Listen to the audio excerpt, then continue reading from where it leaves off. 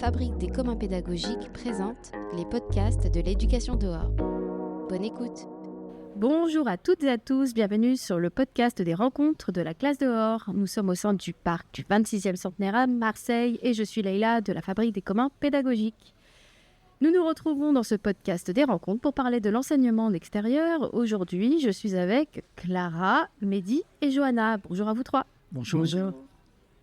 Et pour commencer, je vous laisse vous présenter chacun votre tour. Est-ce que tu veux bien commencer, Clara ? Oui, donc je suis Clara Robert, responsable commerciale de la société Humbird qui fabrique les Woodybus, dont on va vous parler un peu plus en détail. Bonjour, je suis Mehdi Kouda, président de l'association Maestro qui œuvre à Saint-Georges-d'Orc pour le bien-être et le bien vivre ensemble et qui utilise des Woodybus et d'autres véhicules intermédiaires pour le transport scolaire et le transport de personnes. Bonjour, Johanna Casages, je travaille à l'ADEME. Je fais partie de l'équipe de l'Extrême Défi. Donc, l'Extrême Défi est un dispositif qui a été lancé par Gabriel Plassat, qui est ingénieur à l'ADEME, depuis 3 ans et qui favorise l'émergence des véhicules intermédiaires. Super, merci. Alors oui, on est au centre du parc du 26e centenaire et juste à côté, nous avons donc le Woodybus. Vous aurez des photos si vous voulez voir sur les réseaux ou le site.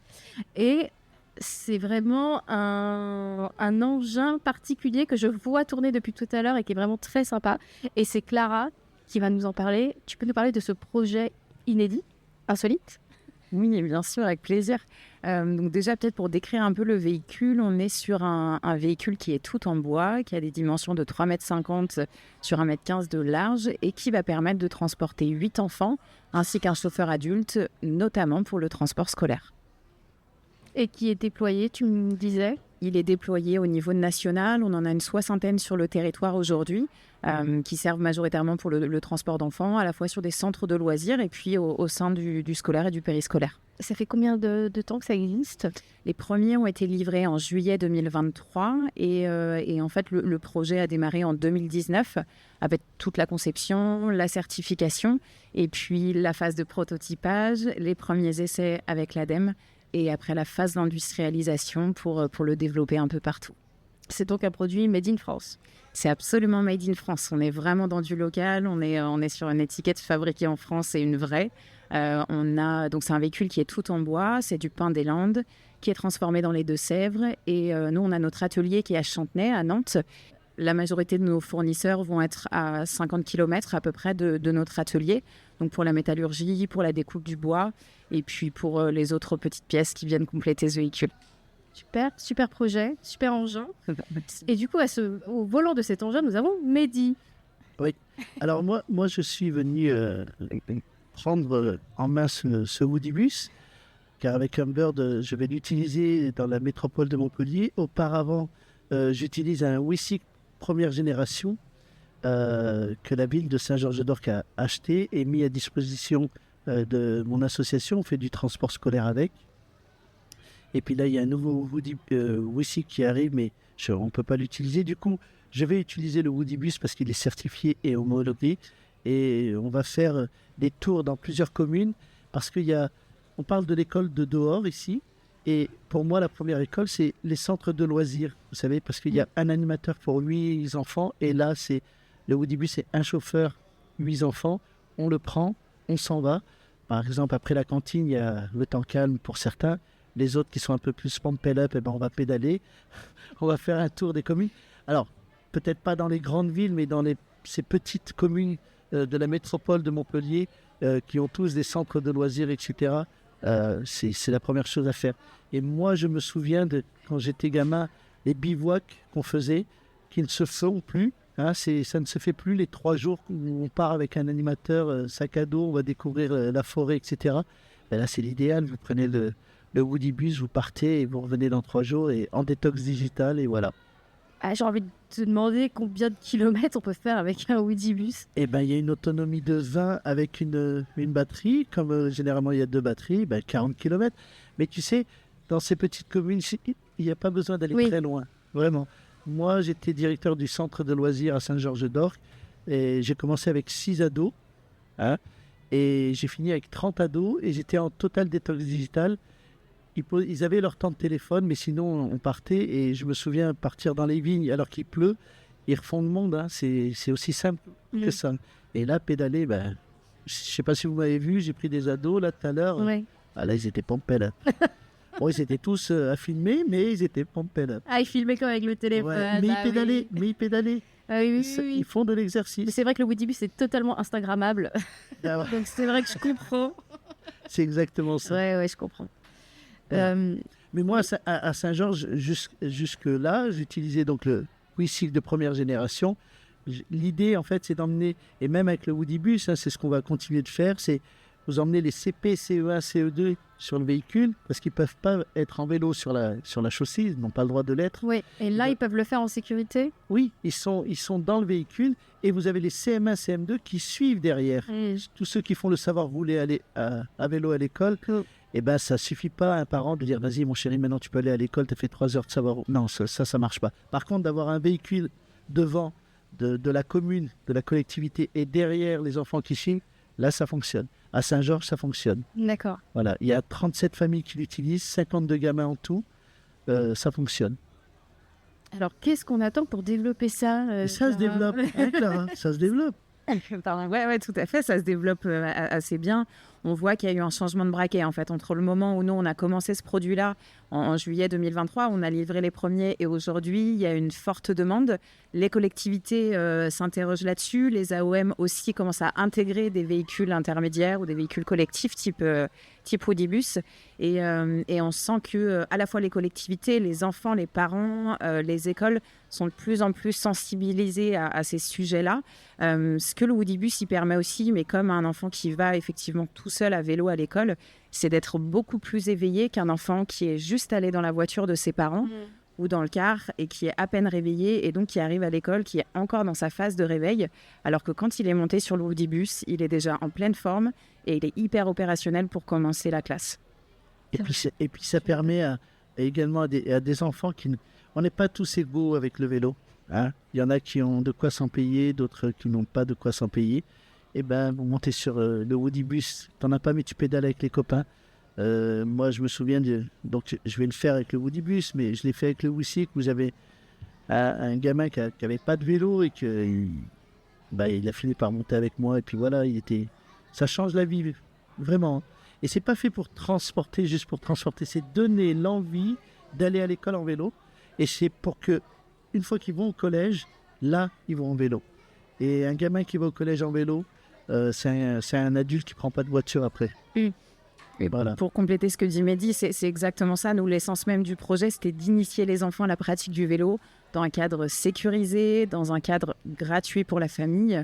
Et en fait, c'est très juste ce que tu dis, c'est que automatiquement, les enfants grandissant, ils vont avoir le réflexe de prendre leur vélo. Et ça fait des enfants, des ados beaucoup plus en forme et donc des adultes qui vont vers ces mobilités douces et actives plus que vers des engins thermiques comme les générations. Et si je peux me permettre de rajouter plus encore, et je le vis à Saint-Georges, après le confinement, donc quand Maestro a lancé ce projet-là, on a eu des familles monoparentales et il y a eu une offre de la métropole pour pouvoir acheter un vélo électrique. Vous savez, il y avait des primes, etc. Et on a des mamans qui se sont retrouvées toutes seules avec leur enfant. Et le fait qu'ils aillent avec nous, Maestro, en transport scolaire, avec le WeCycle à ce moment-là, et ben elles-mêmes ont pris le vélo après. Et donc ça a amené des parents à venir en vélo. Et moi, sur le circuit, j'ai des parents qui m'attendent et qui viennent en vélo. Et ça a créé des zones de covoiturage avant la dépose des enfants à l'école. Parce que, vous savez, on donne des subventions pour créer des zones de covoiturage à des collectivités, mais ils les font après la dépose des enfants. Et ça, pour moi, c'est une grosse erreur. Parce que tu viens en voiture, tu poses ton gamin, et puis après, tu vas poser ta voiture pour aller en... Alors que là, ils nous posent les enfants, et ils s'en vont directement. Et du coup, ils ne traversent plus notre commune. Parce qu'il y a ça aussi. Et donc, voilà, c'est un cercle vertueux et ça va tout seul. Effectivement, les parents qui étaient obligés de prendre une voiture parce qu'ils ont 2 enfants, ou 1 ou 3 à déposer à l'école, aujourd'hui, ils peuvent prendre le vélo directement et aller travailler à vélo, ce qui n'était pas possible quand il fallait déposer les enfants et donc automatiquement prendre le véhicule pour amener tout le monde. Ouais.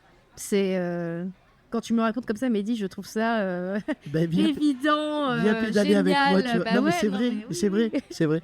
Et pourquoi moi je suis là? Ben, parce que les collectivités, le problème des collectivités, parce que c'est pas tout rose, hein, c'est de trouver le moyen d'exploiter ce genre de véhicule. Et c'est pour ça qu'ils font appel à notre association. Il y a des communes qui appellent Maestro parce que, je ne vais pas me faire des copains, mais je vais le dire, les agents sont vieillissants. Hein, et il y en a, non, à 8 heures, non, je bois mon café, je vais pas conduire le Woody Bus pour emmener les enfants à l'école. Et donc, c'est chaud de trouver du personnel. Mais aujourd'hui, il y a les emplois civiques qui sont dispo. On a des étudiants en mobilité à Montpellier, à l'université Paul Valéry, qui travaillent avec l'association Maestro, parce que l'association Maestro, c'est aussi les senioritas, ce sont des golfettes pour seniors avec stimulateur de marche, pardon. Et là, il y a le Woody Bus. Et donc, les emplois civiques, de plus en plus, vont être amenés à conduire ce genre de véhicule et à être animateurs périscolaires, parce qu'un animateur périscolaire il connaît les enfants, donc ça rassure tout le monde, et tout le monde est gagnant. Et donc, voilà, il y aura des Woody Bus partout. Des véhicules intermédiaires, il en faut de plus en plus, et puis voilà. Justement, en parlant de ces différents types de mobiles, Johanna, toi, au sein de l'ADEME, du coup, développer ce genre de véhicules intermédiaire, merci. C'est votre défi? Tout à fait. Donc, peut-être pour revenir à l'idée de véhicules intermédiaires, donc on parle en fait des solutions qui vont se retrouver entre les vélos à assistance électrique et la voiture électrique. Ouais. Donc, on va dire que entre ces deux options de mobilité, il y a toute une palette de solutions qui peuvent être possibles pour remplacer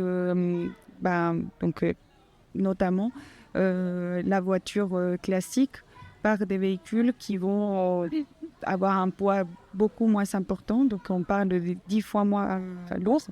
Donc ce qui va donc impliquer une consommation beaucoup plus importante. Donc déjà une question, on va dire, énergétique, mais aussi toute une série d'expériences très différentes. Donc c'est des véhicules qui sont qui appellent pour une bonne partie à une mobilité active et un rapport vers l'environnement extérieur qui est beaucoup plus ouvert et donc un sens de convivialité qui est intéressant. On le voit beaucoup dans les retours d'expérience. Donc on accompagne une vingtaine de territoires partout en France. C'est notamment des milieux, on a différents types de collectivités, mais c'est notamment de milieux ruraux. C'est là où on trouve que le défi est le plus important. Après, on a donc des petites communes, des communautés de communes, des métropoles aussi, notamment pour tester les questions de tourisme et logistique.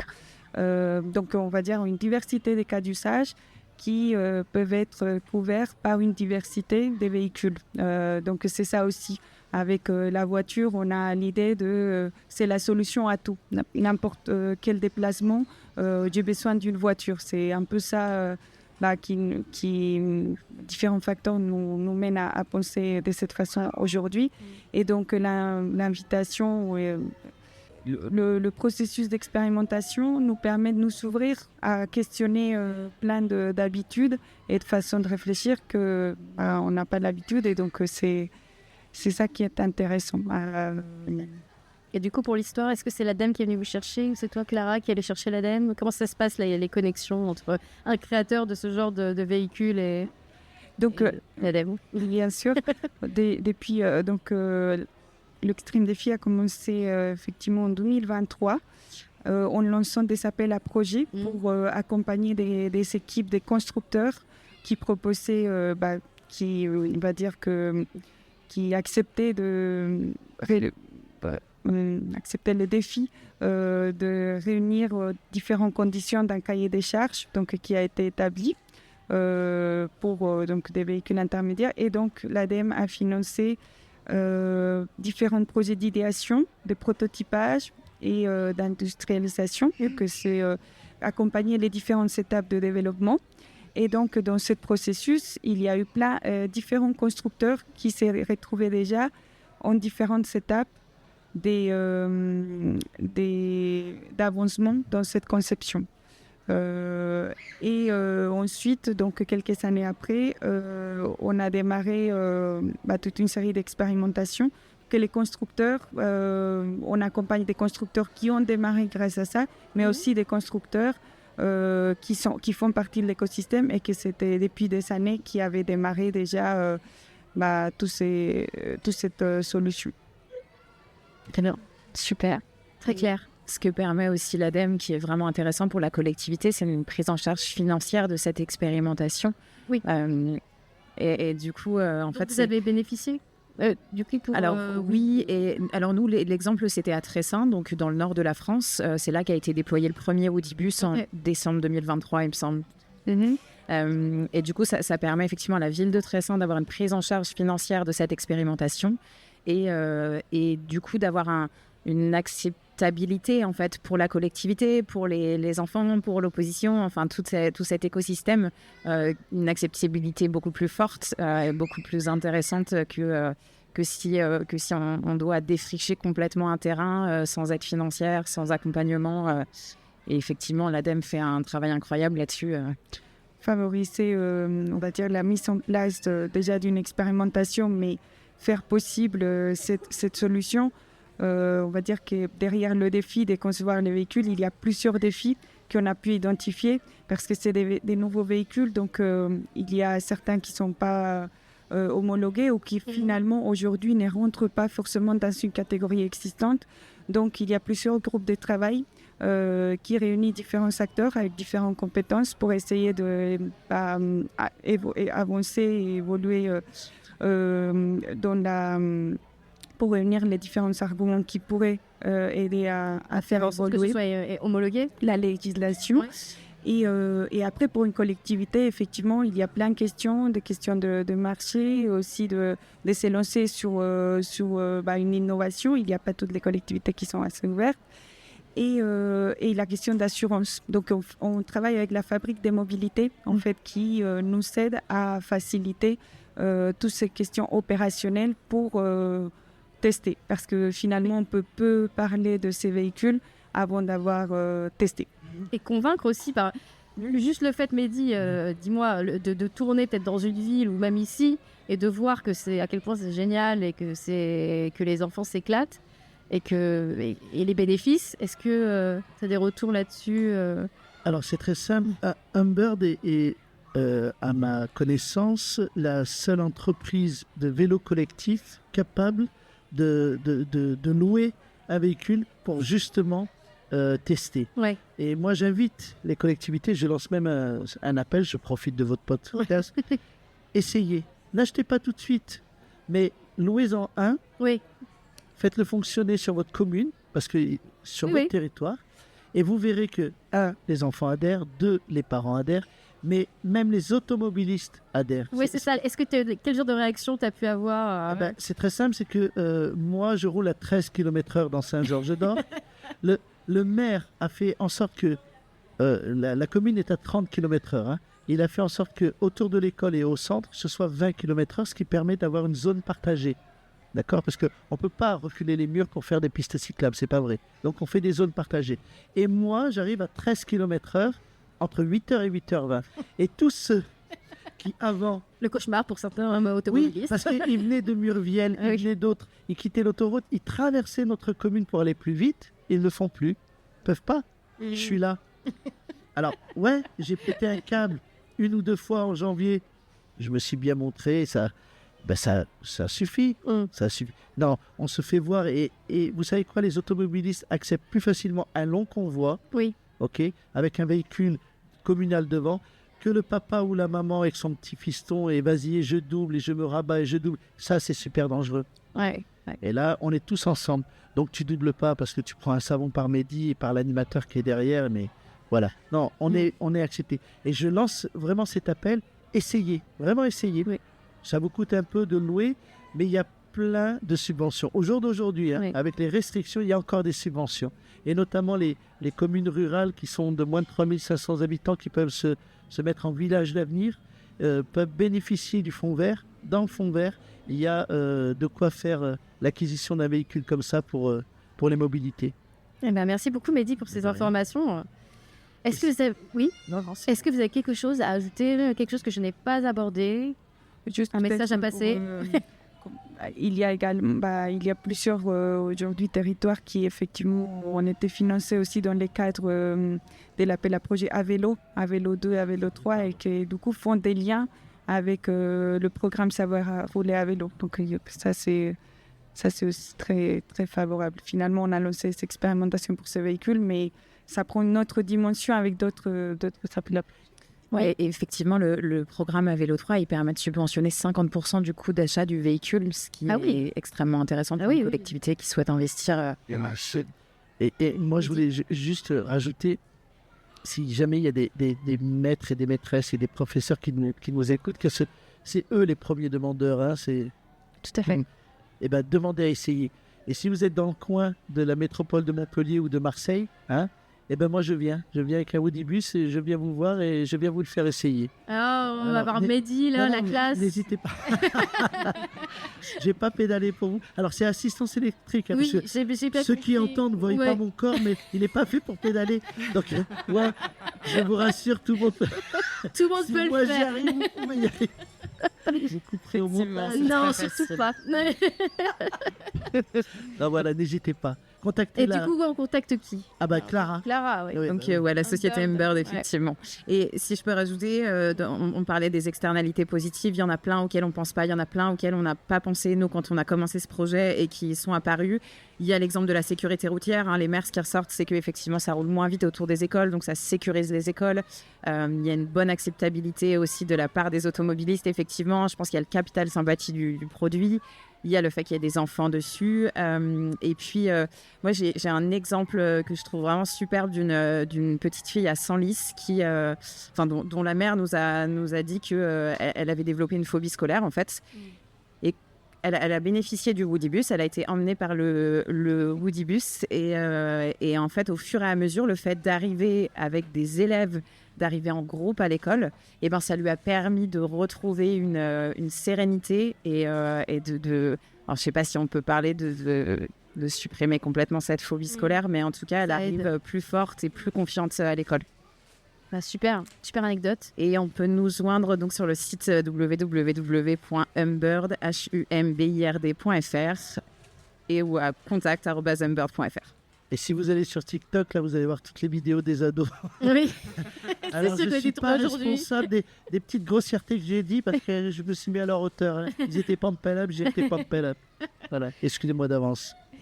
Merci beaucoup à vous trois. Merci. Beaucoup Merci à vous. pour super projet. Vraiment, j'espère que vous allez tous demander à tester le Humbird.